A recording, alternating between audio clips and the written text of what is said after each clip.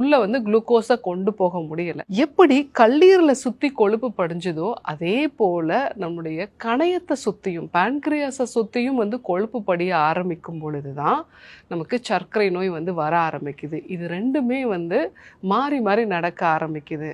So இந்த condition நடந்துட்டு இருக்கும்போது நம்ம ப்ரீ டயபெட்டிக்ல தான் வந்து இருப்போம். இந்த கொழுப்பை குறைக்கக்கூடிய விஷயங்களை நம்ம ஃபாலோ பண்ணிட்டோம், கார்போஹைட்ரேட் அதிகமாக இருக்கக்கூடிய உணவுப் பொருட்களை நம்ம குறைக்க ஆரம்பிச்சிட்டோம் அப்படின்னாலே கல்லீரலில் இருக்கக்கூடிய பாதிப்பும் குறைஞ்சிருது, பான்கிரியாஸில் இருக்கக்கூடிய பாதிப்புகளும் வந்து குறைஞ்சிருது. இதனாலே நம்மளால் சுகரை ரிவர்ஸ் பண்ண முடியும் அப்படிங்கிற ஒரு ஆராய்ச்சி முடிவுகள்லாம் வந்திருக்கு. ஸோ சுகரை ரிவர்ஸ் பண்ணுறதுக்கு, அதாவது கம்ப்ளீட்டாக சுகர்லேருந்து வெளியில் வர்றதுக்கான 10 வழிமுறைகளை பற்றி தான் நான் இன்றைக்கி உங்களுக்கு சொல்ல போகிறேன்.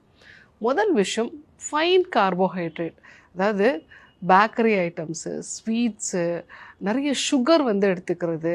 ஸோ இந்த மாதிரி விஷயங்களை கம்ப்ளீட்டாக அவாய்ட் பண்ணிவிடுங்க. கொஞ்சமாக நான் வந்து சுகர் போட்டுக்கிறேன், இல்லை ஒரே ஒரு கேக் சாப்பிட்டுக்கிறேன், இதை கம்ப்ளீட்டாக அவாய்ட் பண்ணிவிடுங்க. ஏன்னா உங்களுடைய சுகர் வந்து இம்மீடியட்டாக ஸ்பைக் ஆகும் பொழுது தொடர்ந்து இந்த மாதிரி இருந்தது அப்படின்னா கொழுப்பாக வந்து அது படிய ஆரம்பிக்கும். ஃபைன் கார்போஹைட்ரேட் நம்ம சொல்லுவோம், நேக்கடு கார்போஹைட்ரேட்னு நம்ம சொல்லலாம்.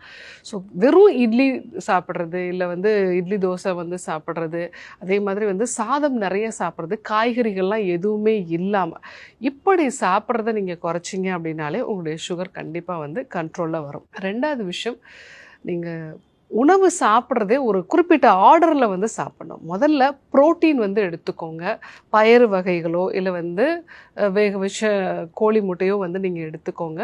ரெண்டாவதாக காய்கறிகள் வேக வச்சு எடுத்துக்கோங்க, நல்ல நார்ச்சத்து இருக்கக்கூடிய உணவுப் பொருட்கள் எடுத்துக்கோங்க.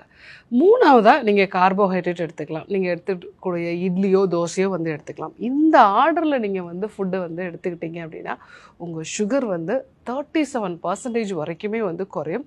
இதை மார்னிங் பிரேக்ஃபாஸ்ட்லேயே இதை வந்து நீங்கள் ஸ்டார்ட் பண்ணிவிடுங்க. மதிய உணவுலையுமே நிறைய காய்கறிகள் சாப்பிட்டுட்டு அதுக்கப்புறமா நீங்கள் சாதம் சாப்பிட ஆரம்பிங்க. அந்த சாதமும் பாரம்பரிய அரிசி வகைகளில் செஞ்சுருந்ததுன்னா ரொம்பவே நல்லது. மூணாவதாக நைட்டு டின்னரை சீக்கிரமாகவே வந்து எடுத்துக்கோங்க. நைட்டு நீங்கள் ஒரு 7 மணிக்கெல்லாம் உங்களோட ஃபுட்டை எடுத்துகிட்டு காலையில் 7 மணி வரைக்கும் ஒரு இன்டர்மிட்டன்ட் ஃபாஸ்டிங் 12 hours ஃபாஸ்டிங் இருந்தது அப்படின்னா உங்கள் உடம்புல ஃபஸ்ட்டு ஒரு 2 மணி நேரம் 3 மணி நேரம் உடம்புல எக்ஸசிவாக இருக்கக்கூடிய சுகர் தான் வந்து யூஸ் ஆகும்.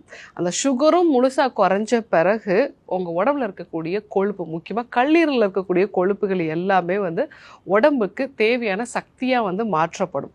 ஒரு 12 hours நீங்கள் வந்து ஃபாஸ்டிங் மெத்தட் ஃபாலோ பண்ணுறீங்க அப்படின்னா உங்களுடைய இன்சுலின் சென்சிட்டிவிட்டி வந்து இன்க்ரீஸ் ஆகும். சிம்பிளாக நீங்கள் நைட்டு சீக்கிரமாக ஃபுட்டை சாப்பிட்டுட்டு காலையில் ஒரு 7 மணி 8 மணிக்கு அப்புறமா உங்களுடைய காஃபியோ இல்லை வந்து நீங்கள் நார்மலாக என்ன ஸ்டார்ட் பண்ணுவீங்களோ அந்த மாதிரி ஸ்டார்ட் பண்ணிங்க அப்படின்னா ரொம்பவே நல்லது. நாலாவதாக சாப்பிட்ட பிறகு ஒரு 10 நிமிஷம் வந்து மெதுவாக நடங்க. சாப்பிட்ட பிறகு நீங்கள் நடக்கும் பொழுது இந்த சுகர் ஸ்பைக் ஆகிறதுக்கு உங்கள் உடம்புக்கு இன்சுலின் வந்து தேவை இருக்காது. ஸோ நீங்கள் நடக்கிறதுனால நேரடியாக தசைகளுக்கு வந்து அந்த சுகர் போயிடும். 5ஆவதாக வாரத்தில் 3 நாளாவது தசைகளுக்கு பயிற்சி கொடுங்க. 6ஆவதாக காலையில் ஊற வச்ச வெந்தயம் வந்து முளைக்கட்டை வச்சு எடுத்துக்கோங்க.